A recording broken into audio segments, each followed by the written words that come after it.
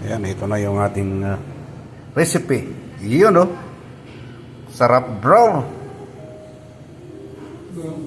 Sarap nito. Lagay natin yung... Ito na po yung karne ng sardinas. Ang sarap, napaka sariwa, oh. Oh. Yung karne po ng sardinas. Ngayon, ilagay na natin dito, mga guro, mga guys. Ayun, oh. Dito natin ilagay. Yan. Pagkatapos,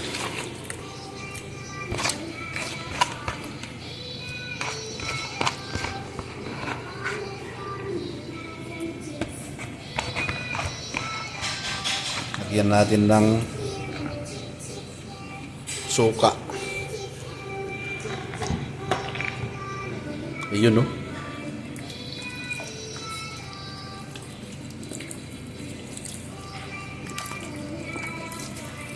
Ayan.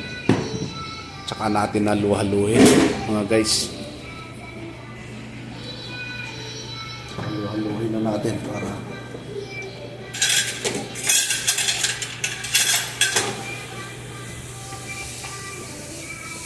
matimplahan na.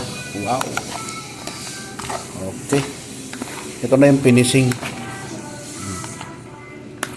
Ayan.